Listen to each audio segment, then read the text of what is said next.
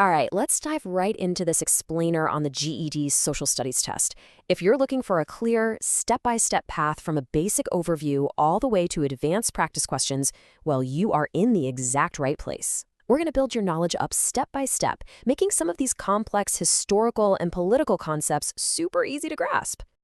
Here's our game plan. We'll start with the test blueprint, cover civics and U.S. history, break down some test techniques, and then tackle a practice challenge before revealing the answer key. Let's get to it. Section 1, the GED Social Blueprint. Let's look under the hood at what actually makes up this 70-minute test. Okay, get this. Half of your entire test score comes from just one single area, civics and government. Crazy, right? U.S. history makes up another 20%, and then the remaining 30% is split perfectly down the middle between economics, which is all about understanding markets and resources, and geography. Since civics and history are the absolute heaviest hitters here, they are going to be our main focus today. Section 2, Civics and Government Basics. Time to build our foundation by defining some core types of government. Let's start with a system used right here in the United States. In a democracy, power is actually held by the people. Citizens have a direct voice in how the country is run, usually by jumping into the election process to choose leaders who represent what they want. If you remember one phrase, make it this: government by the people.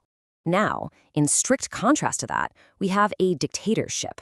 This is where one single leader exercises absolute control over everybody's lives.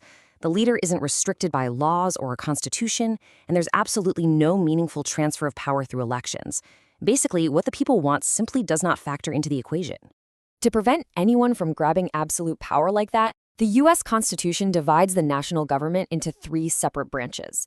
You've got the legislative branch, that's Congress, and they actually make the laws. Then there's the executive branch, led by the president, who enforces those laws. And finally, the judicial branch, headed by the Supreme Court, whose job is to interpret the laws to make sure they actually follow the Constitution. So these branches constantly check each other in this complex web of checks and balances, ensuring no single branch can totally take over. It's actually amazing to think the entire U.S. Constitution, which set up this brilliant system, is only about 4,400 words long. That makes it one of the shortest in the world. Under this system, for instance, the president can veto a law passed by Congress. But wait, Congress can override that veto with a 2/3 vote. And the Supreme Court? Well, they have the power to declare that very law unconstitutional. It is literally a giant, high-stakes balancing act. Section 3, U.S. History and Growth. Let's shift gears into the historical events that make up 20% of your test. The nation's growth spans several key eras. We start way back with the American Revolution, where the colonies fought Britain for independence, triggered by massive issues like taxation without representation. Next up, the Constitutional Convention, where that framework of government we just talked about was officially written. Fast forward a bit, and we hit the devastating Civil War in the 1860s. Interestingly enough, this brutal conflict escalated so quickly that civilians actually showed up to watch the first major battle with picnic baskets. They had no idea how long and bloody this war over slavery would become. Finally, jumping to the mid-20th century, we have the Civil Rights Movement, an absolutely crucial era focused on the fight for equal rights and ending legal segregation. Section 4, Practice Questions and Techniques. We've got the basics down, so let's step up to the hardest part: actually applying this knowledge. Before I throw some questions at you, here's a pro tip on how you mentally show your work on the GED. First, always read the document or look at the graphic carefully before you even glance at the answers. Second, pinpoint the main idea. Ask yourself, what is the core point here? And third, use the process of elimination. You can almost always cross out 2 answers that are just completely wrong, and that gives you a much better shot at picking the winner. Section 5, the 8-question challenge. Okay, get ready. Grab a pen, because we're going to run through 8 real practice questions.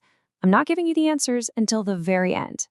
Question 1. In which of the following governments does a leader have the most control over citizens' lives? Is it A, oligarchy, B, monarchy, C, dictatorship, or D, democracy? Think back to those government definitions we covered earlier.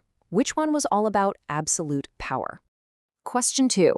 Who has the power to declare war under the U.S. Constitution? You've got 4 choices. A, the president.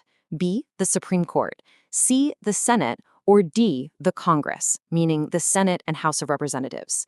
This directly tests your knowledge of the separation of powers. Who holds the purse strings and the power to declare war? Moving right along to question 3. The preamble to the U.S. Constitution begins with the famous words, "We the people." What do these words actually mean? A. Rights are guaranteed to certain people. B. The writers are powerful. C. The power of the government comes from the people. Or D. Some deserve more rights. What's the core philosophy there? For question 4, we're looking at a quote. No person shall be deprived of life, liberty, or property without due process of law. Is this foundational to the First, Fifth, 10th, or 4th Amendment? Try using your elimination technique here to figure out which amendment in the Bill of Rights protects the fundamental rights of the accused. We are halfway there. Question 5. A major cause of the American Civil War was a deep disagreement over what? A. Women's right to vote. B. The institution of slavery. C. Immigration policy. Or D. Relations with France. Think back to that historical timeline we built. What was the massive root cause tearing the North and South apart? Question 6 jumps us into the 20th century. Does the Great Migration refer to A. European immigrants coming to Ellis Island, B. African Americans moving from the rural South to northern cities, or C. Settlers traveling west on the Oregon Trail? Focus on massive demographic shifts right inside the United States. Question 7 asks for an example of checks and balances in the U.S. government. Is it A. Power is divided between federal and state governments, B. Congress is divided into Senate and House, C. The executive branch carries out laws, or D. Congress can pass a law despite a veto by the president? How do those three branches legally limit each other? And our final question, number 8. According to the Articles of Confederation, what was given priority? A. The development of a strong central government. B. The rights of individuals. C. A powerful Congress. Or D. States maintaining self-determination. Remember, this was the very first framework, way before the Constitution, when states really wanted to keep their own power. Section 6, the final answer key. Moment of truth. Let's see how well you did on that challenge. All right, let's run through these. For question 1, absolute control is a dictatorship, so that's C. Question 2, Congress has the power to declare war, making it D. Question 3, we the people means power comes from the people, so C. Question 4, that quote is the Fifth Amendment, B. For history, question 5, the root of the Civil War was slavery, B. Question 6, the Great Migration was African Americans moving north, B again. Question 7, overriding a veto is the perfect example of checks and balances, so D. And finally, question 8, the articles prioritize states maintaining self-determination, which is D. Take a second to score yourself, and if you missed a few, no worries, just go back and review those concepts. As we wrap this explainer up, I want you to think about this pretty provocative quote from James Russell Lowell. Democracy gives every man the right to be his own oppressor.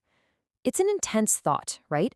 Does democracy truly give us the ultimate responsibility for our own governance, meaning both the good and the bad? Just remember, having the power to govern yourself also means having the power and responsibility to educate yourself. Keep practicing, trust what you've learned, and you are going to absolutely crush that social studies test.